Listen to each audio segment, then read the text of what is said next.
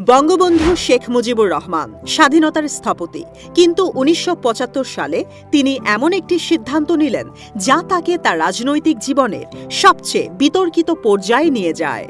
এই সিদ্ধান্তের নাম বাকশাল।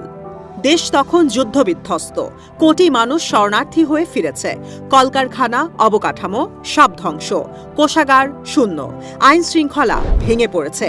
এই সময়ে বঙ্গবন্ধু বললেন, সময় এসেছে একটি ঘুণে ধরা সমাজ পাল্টে দেওয়ার।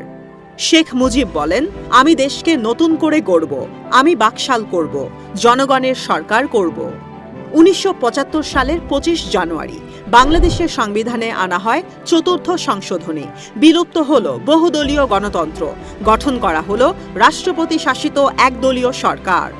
নতুন দলের নাম বাংলাদেশ কৃষক শ্রমিক আওয়ামী লীগ বা বাকশাল। বঙ্গবন্ধু চেয়েছিলেন সমাজতন্ত্রের মাধ্যমে দেশ পুনর্গঠন করতে। দুর্নীতিগ্রস্ত দলীয় নেতাকর্মী, শূন্য অর্থনীতি আর বিদ্রোহী রাজনীতির মধ্যে জাতিকে একত্রিত করাই ছিল তার উদ্দেশ্য। ৭২ সালে আওয়ামী লীগের অভ্যন্তর থেকে বেরিয়ে জাসদ গঠন হয়। তারা বলে, বৈজ্ঞানিক সমাজতন্ত্র চাই। একই সঙ্গে চরমপন্থী সর্বহারা দলগুলো শুরু করে সশস্ত্র সংগ্রাম।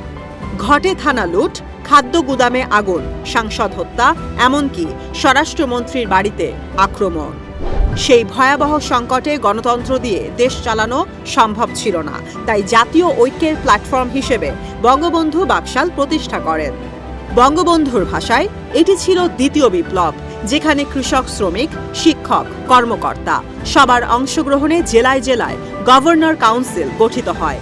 ভূমিহীনদের জন্য ছিল বহুমুখী সমবায় প্রকল্প এবং শিল্পে শ্রমিকের অংশীদারিত্ব।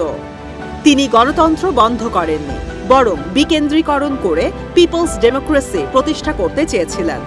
কিন্তু বাস্তবতা, সব বিরোধী দল বিলুপ্ত, সব পত্রিকা বন্ধ, বিরুদ্ধ মত দমন, হাজারো গ্রেপ্তার। বিশেষজ্ঞ বদরুদ্দিন ওমর এটিকে বলেন একনায়কতন্ত্র।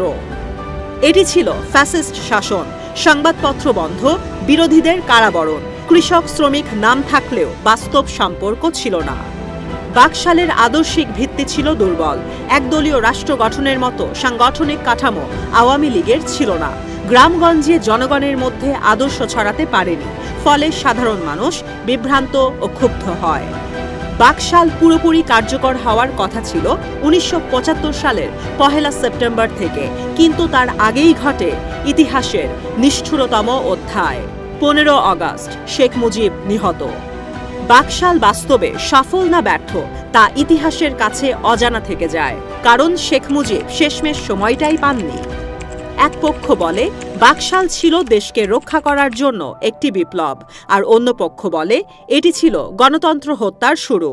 তবে একথা নিশ্চিত, বাকশাল আজও শেখ মুজিবুর রহমানের জীবনের সবচেয়ে বিতর্কিত অধ্যায়। আপনার কি মনে হয়, বাকশাল ছিল প্রয়োজনীয় এক বিকল্প পথ নাকি ভুল সিদ্ধান্ত? কমেন্টে জানান মতামত। সাবস্ক্রাইব করুন পলিটিকা বাংলা, বাংলাদেশের রাজনীতির ইতিহাস জানতে।